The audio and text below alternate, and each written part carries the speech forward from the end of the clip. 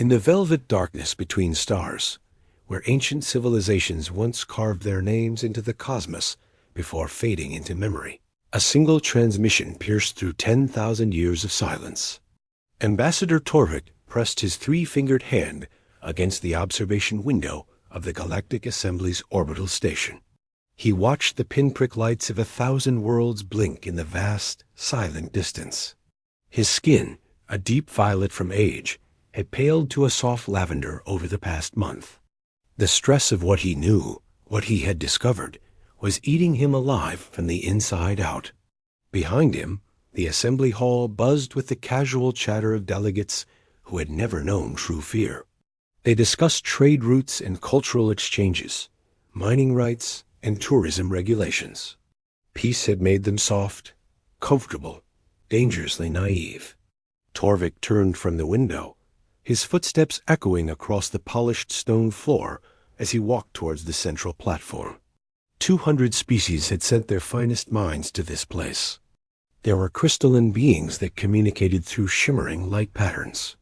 Gaseous entities contained in elegant, custom-built pressure suits. Six-legged scholars whose civilizations had mastered quantum mathematics before most worlds had even discovered fire. All of them brilliant. All of them convinced that reason and dialogue could solve any problem. None of them believed in monsters anymore. The session began with its usual formality. High Chancellor Dramak, whose mechanical body housed what remained of his organic brain after a mining accident 3 centuries ago, called the assembly to order with a gentle chime from his vocal synthesizer.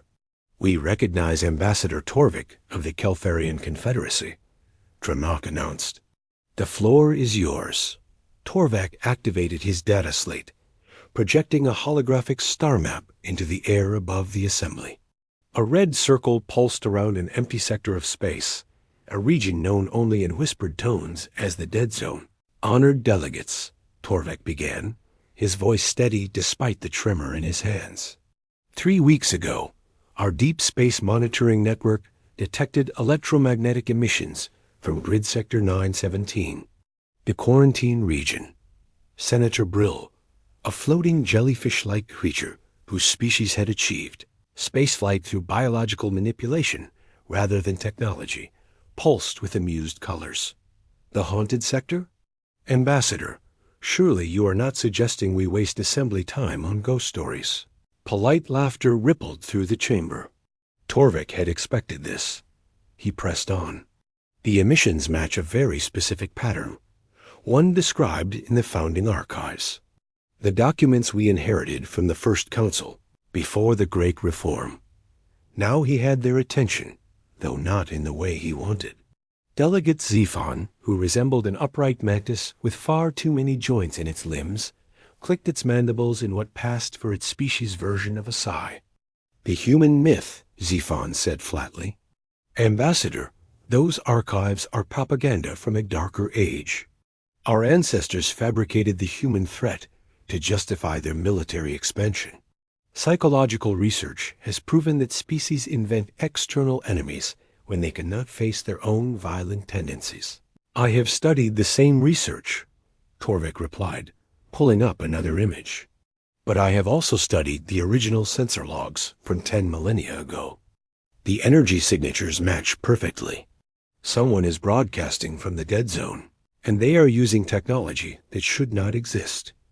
Dramak's mechanical fingers drummed against his podium, a nervous habit carried over from his organic days. "Even if we accept that these signals are real, and I emphasize the word if, why would this concern the assembly? Perhaps some lost colony has reestablished itself. We could send an exploration vessel to investigate." "Because of what the archives say about humans," Torvik said quietly, his voice dropping, drawing the chamber in. "They were warriors. Not soldiers who fought when necessary, but a species that had been at war with itself for its entire existence. They split the atom not to generate power, but to build weapons. They reached for the stars not to explore, but to gain the strategic high ground. Every single advancement in their technology came from trying to kill each other more efficiently." "And they destroyed themselves," Senator Brill interjected. pulsing with darker, more serious colors now. The archives claim they fired nuclear weapons at their own world rather than accept defeat in some tribal conflict. They are extinct, Ambassador, dead by their own violent hands. A cautionary tale, nothing more. Torvik shook his head, his neck ridges flaring with frustration. The archives say they went silent, that all their transmissions stopped after their final wars. But what if silence was not extinction? What if it was evolution? You suggest they learned peace? Xiphon asked, skepticism dripping from every single syllable. I suggest they learned patience, Torvik corrected. The final entry in the archives describes a treaty, the Pact of Terra, an agreement between the First Council and the human delegation. The humans would withdraw to their home system, seal themselves away behind an artificial barrier. In exchange, the Council would leave them alone, forever. The hall fell into a stunned silence. You could hear the faint hum of the station's life support. Unless, Torvik continued, pulling up the final damning document, the Council faced an existential threat it could not overcome through peaceful means. Then, and only then, the humans would answer a specific beacon call. The air grew thick with unspoken questions. Dramak leaned forward, his optical sensors focusing with an intense, burning light on Torvik. You found the beacon, the Chancellor stated, his voice a low hum. It wasn't a question. I found its activation logs, Torvik confirmed, his voice heavy with dread. Someone triggered it 2 months ago. The exact same day these transmissions from the dead zone began. The implications hung in the air like a blade poised to fall. Delegate after delegate began speaking at once, their voices a cacophony of fear and disbelief. Some demanded to know who had activated an ancient emergency system without authorization. Others insisted this was all just coincidence and superstition, a fever dream born of stress. The peaceful order of the assembly was shattering. In the chaos, only one voice cut through with absolute, chilling clarity. General Wooden, the sole military representative in an assembly that had nearly abolished its armed forces entirely, stood from her seat in the observer gallery. Her voice was calm, but carried the weight of grim reality.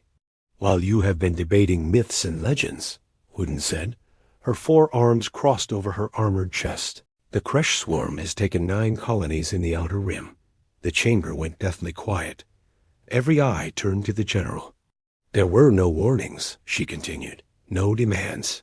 They simply arrived, overwhelmed orbital defenses we did not have, and harvested every living thing on those worlds. This was consumption. I recommend immediate evacuation of all outer colonies and the full mobilization of what remains of our defense forces. Wooden concluded, her gaze sweeping across the stunned faces. We are at war, whether you choose to acknowledge it or not. The assembly was frozen.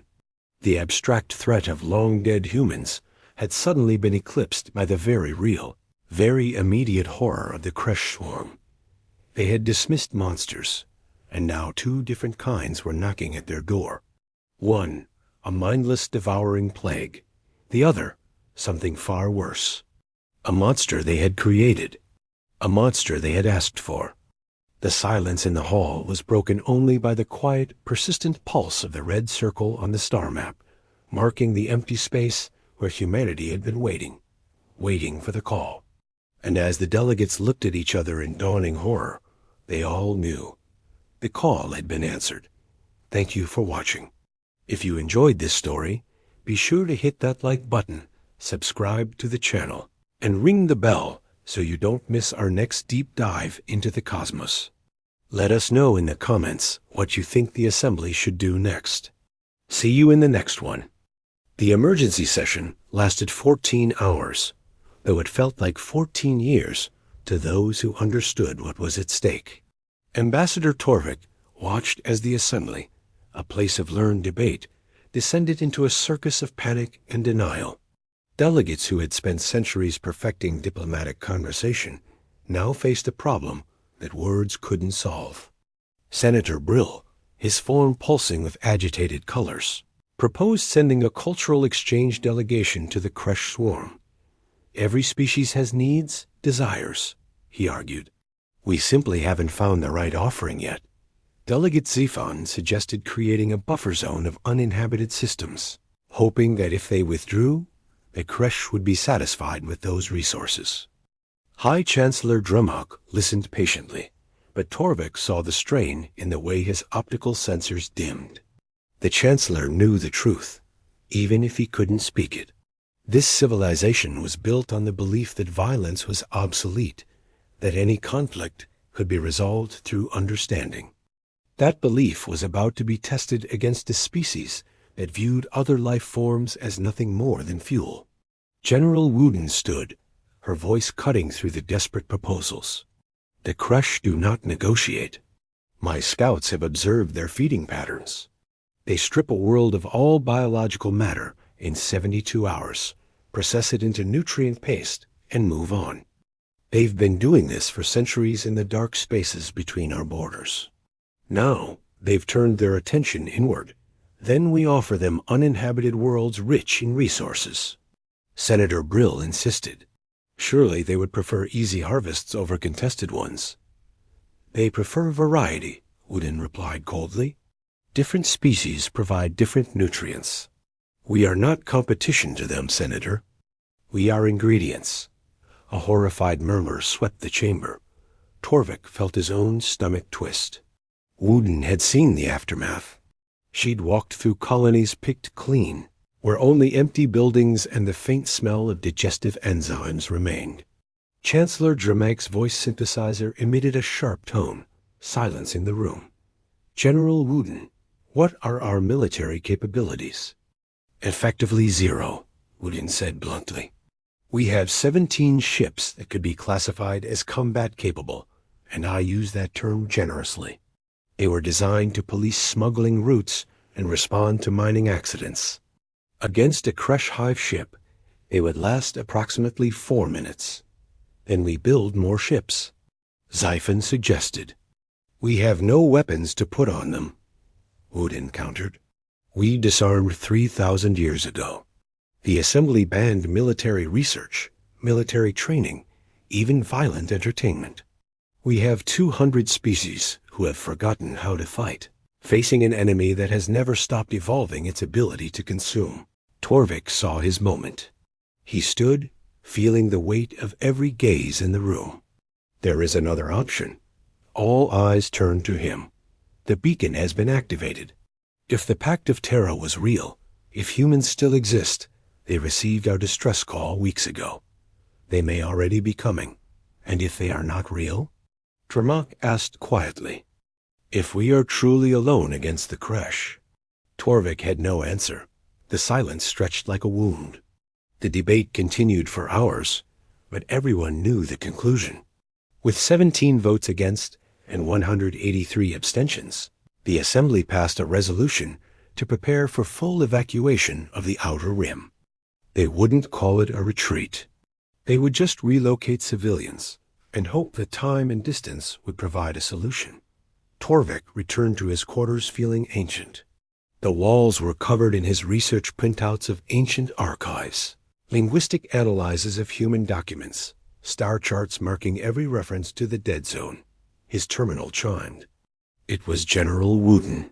I am taking my fleet to Shadow's Edge Colony, she said without preamble. The Kresh will hit it next. It's the logical target. I can buy the civilians there, perhaps 6 hours to evacuate. It is not much, but it is something. The Assembly did not authorize military action, Torvik replied. The Assembly authorized me to relocate my forces to defensive positions. How I interpret that is my prerogative. A ghost of a smile crossed her face. Besides, I'm old enough to remember when soldiers were more than parade escorts.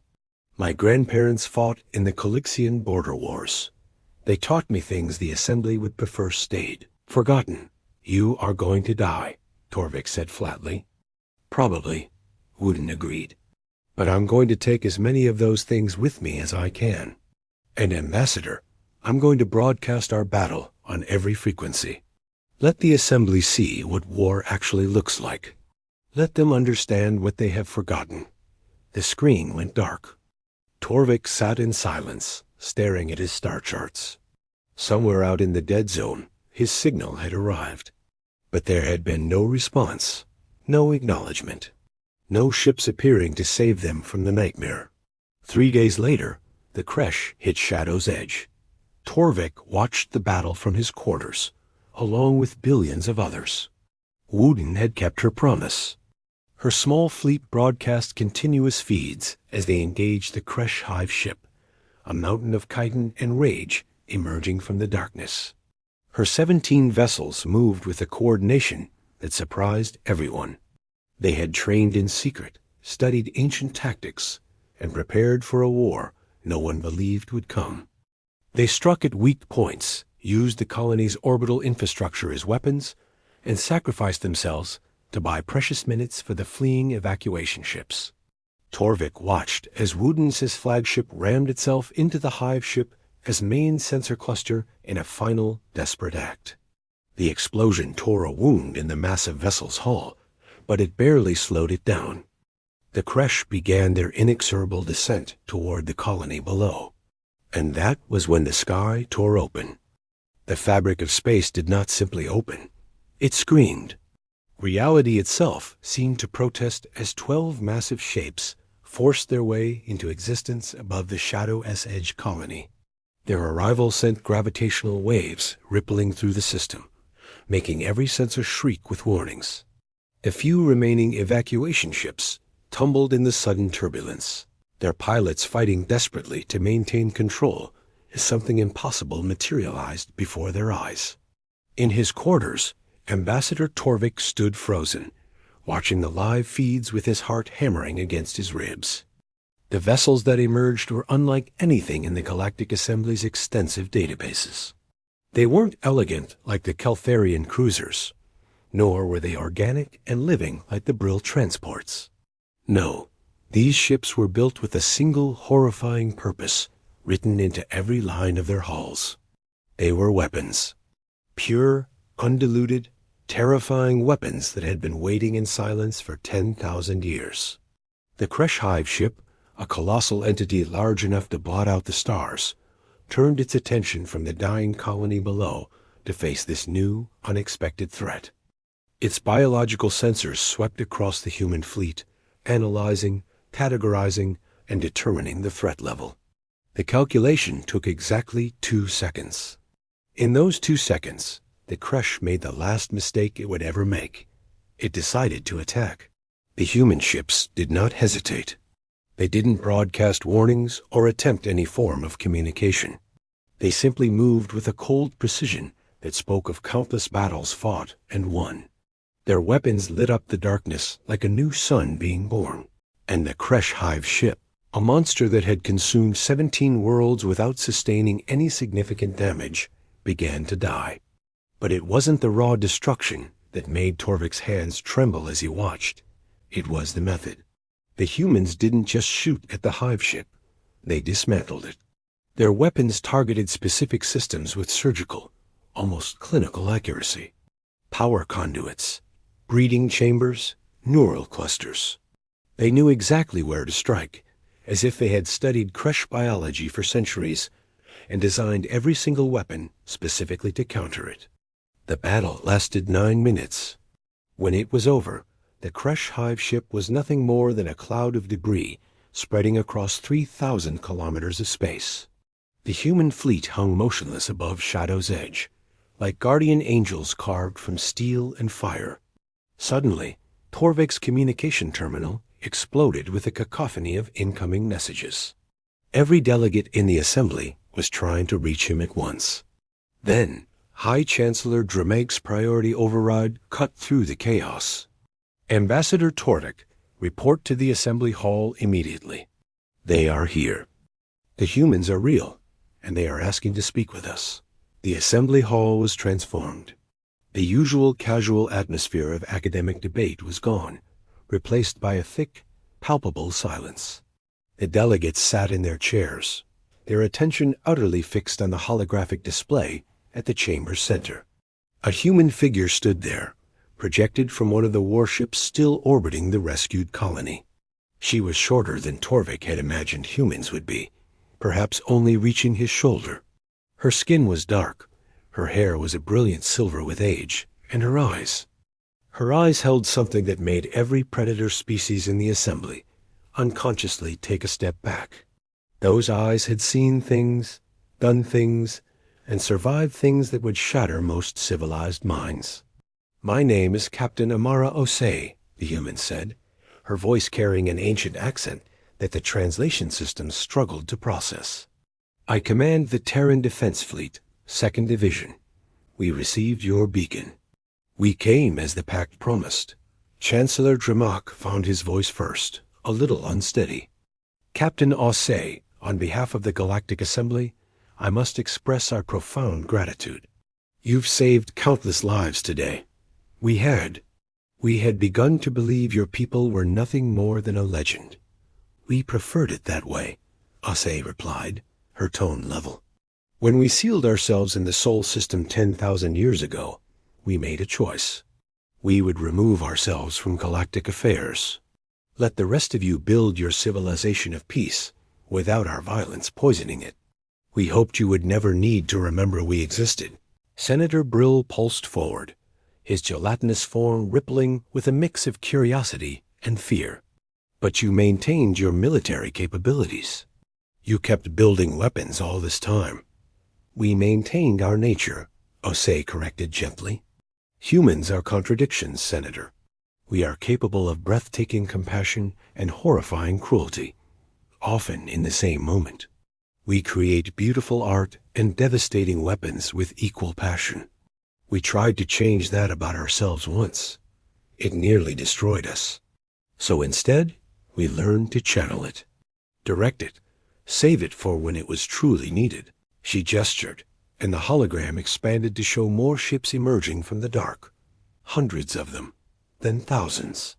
An entire fleet that had been waiting in the dead zone, training and preparing for a call they hoped would never come. "When your beacon activated," Osei continued, "every human in the Sol system knew what it meant. It meant that somewhere out there, people who had chosen peace over war were facing something that could not be reasoned with. Something that would destroy everything you built, simply because it was hungry. We knew that feeling. We have been that something in our darker moments. So we came to make sure you did not have to become like us to survive." Torvik felt something break inside his chest. It wasn't fear, but a wave of profound understanding. The humans hadn't come to conquer or to judge. They had come because they remembered what it was like to be desperate and alone, facing extinction with no hope in sight. They came because 10,000 years ago they had made a promise, and despite all the time that had passed, despite the assembly forgetting they even existed, humans kept their promises. Delegate Xiphon clicked forward, its mantis-like form rigid with tension. "The Kresh swarm has taken 9 of our colonies. Our intelligence suggests they have at least 40 more hive ships, preparing to push deeper into assembly space. Can your fleet truly stop them?" For the first time, Captain Osei smiled. It was not a pleasant expression. It was the smile of someone who had been asked if they could do the one thing they had spent 10 millennia learning to do better than anyone else in the galaxy. "Delegate," she said, "my people once fought a war that turned our entire homeworld into a radioactive wasteland. We didn't do that because we were stupid or careless. We did it because we would rather destroy everything we loved than let our enemies have it. That was humanity at its worst, consumed by hate and fear." She leaned forward, and her eyes seemed to pierce through the hologram itself, looking at each of them. "What you are about to see is humanity at its best. We have taken all that rage, all that creativity, all that stubborn refusal to accept defeat, and we have aimed it at something that actually deserves it. The Kresh think they are apex predators. They are about to learn what happens when prey evolves into something that bites back." The hologram shifted to a tactical map of assembly space. Red markers indicated the Kresh positions. Then, Blue markers appeared, representing human fleet deployments, spreading out like a vast net. "We are not here to protect you," Osei said quietly, her voice resonating with purpose. "We are here to end this threat, permanently. The Kresh have been consuming worlds for centuries, growing stronger with each meal. That ends now. My people will hunt down every hive ship, every breeding colony, every spore cluster they have hidden in the dark. And when we are finished, the Kresh will be nothing but a memory used to frighten children into eating their vegetables." General Wooden, who had survived her desperate last stand by being rescued from her damaged escape pod, stood from her seat. Her voice was rough with emotion and injuries, but it was clear. "Captain Osei, many of my crew did not survive today. They died buying time for the evacuation. They were good people who had never trained for war, who didn't want to fight, but who stood anyway because someone had to. Will you honor their sacrifice?" Osei's expression softened, the warrior replaced by a solemn elder. "General, in my culture, we have a saying. The only thing necessary for evil to triumph is for good people to do nothing. Your crew proved that even species who have forgotten how to make war can remember how to be brave. We will honor them by making sure their sacrifice meant something, by making sure the Kresh never threaten another world again." She saluted, a crisp, ancient gesture that needed no translation. Wooden returned it, tears streaming unchecked down her face. The assembly session ended not with a vote or a formal resolution, but with a simple, unspoken understanding. The humans would handle the war. The assembly would continue doing what it did best, providing humanitarian aid, evacuating civilians, and maintaining the very civilization that was worth fighting for. As the delegates filed out, Torvik approached the hologram of Captain Osei, which remained active. "Thank you," he said simply, "for coming, for keeping a promise made before any of us were born." Osei nodded. "Thank you for remembering we existed, Ambassador, for believing in something everyone else called a myth. You gave your people hope when they needed it most. That takes a different kind of courage than what my soldiers have." "What happens after?" Torvik asked, the question hanging in the air. "After the Kresh are gone, will you stay? Help us rebuild?" The captain shook her head slowly. "We will return to the dead zone, seal ourselves away again. The galaxy does not need humans walking among you during peacetime. We are too good at war, Ambassador, too comfortable with violence. We would corrupt what you have built here. But we will always answer the beacon. Always. That is our purpose now. To be the monsters that keep other monsters away from your door." The hologram faded, leaving Torvik alone in the vast, empty chamber. Outside the windows, he could see the human warships moving into formation, preparing to jump to the next Kresh target. They moved with a chilling purpose and certainty, carrying within their hulls 10,000 years of suppressed rage, finally given a righteous target. The assembly had forgotten that monsters could be real. The humans had never forgotten. They had simply been waiting, preparing, hoping they would never be needed, but ready when the call came. And now, as their ships disappeared into the darkness to hunt nightmares, Torvik understood something profound. Sometimes the greatest act of love was not to stay and be part of the peace, but to go into the dark and fight so that others never had to. The humans had made that choice long ago, and they made it again today, asking for nothing in return except to be remembered as myths once the crisis had passed.